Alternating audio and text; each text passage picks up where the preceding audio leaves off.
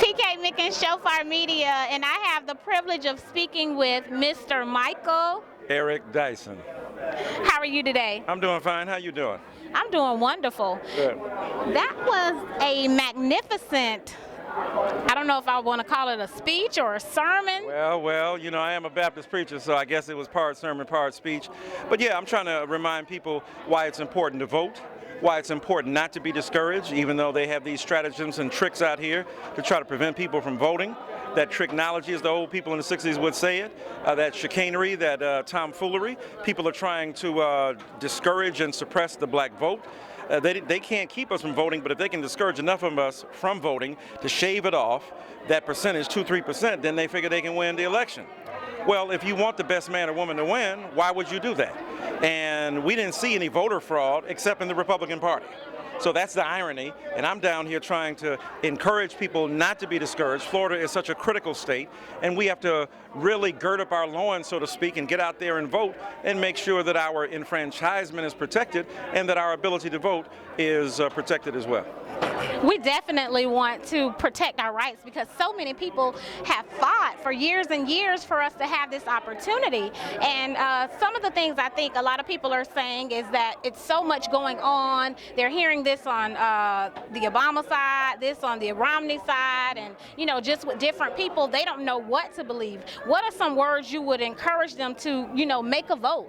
Sure. Well, look at the actions of the people. Did Obama get caught on camera secretly saying he thought 47% of the people didn't count?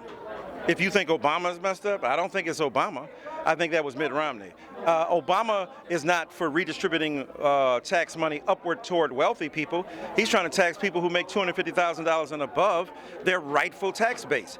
The Republicans and Mitt Romney are trying to protect that tax base. Obama is for health care for millions of people who were uninsured. The other side is not. So when you look at comparison, Mitt Romney wanted not to let Detroit survive. He said, let them go bankrupt, GM. But because the president bailed out the automobile industry, now that industry is doing very well and strong. So when we look at all the stuff that Obama did, bailing out the banks, what else was he going to do? Of course he had to bail out the banks because he didn't want the economy to fail and for it to go under. That's a headline you can't recover from as the first black president.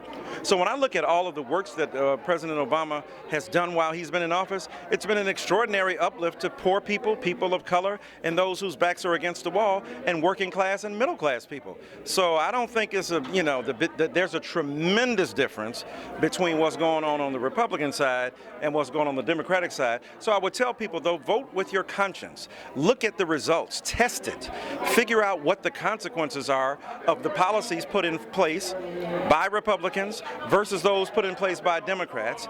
Public policies that benefit and aid, Pell Grants, earned income tax credit and the like for poor, working class, and middle class people versus Republicans who have shredded the safety net. Paul Ryan, who's running for vice president under Mitt Romney, really wants to devastate Social Security. They want to give you a voucher. I mean, do you think you can depend upon that in Social Security in your old age? So when you look at the differences between the two sides, I think it's pretty clear who's for the people and who's for the rich people. Wow, that is so amazing. So again, we want to encourage you to cast your ballot. It does count no matter what anyone tells you.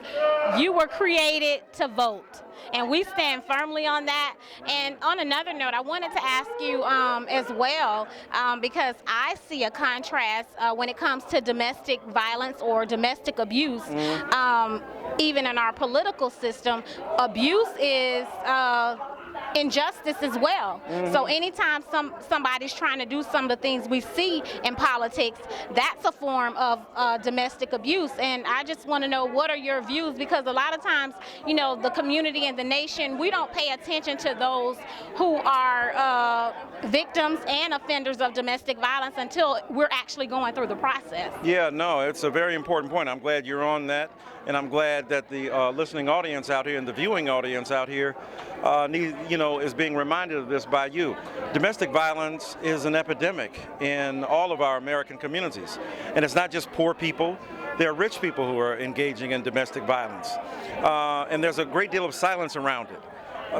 Look, if you look at Republicans who say that rape is about, forcible rape as opposed to, quote, regular rape, that is an extraordinarily ridiculous notion. So if you have a Republican Party that's already insensitive to the plight and predicament of most women, when it comes to domestic violence, there's not a great deal of sensitivity here. But all of us, Democrats and Republicans, must make sure that we're committed to protecting our women and others who are victims of domestic violence, including children, and we must move forward. Thank you so much. For more information, you can go to dipfoundation.org, dipfoundation.org. Thank you.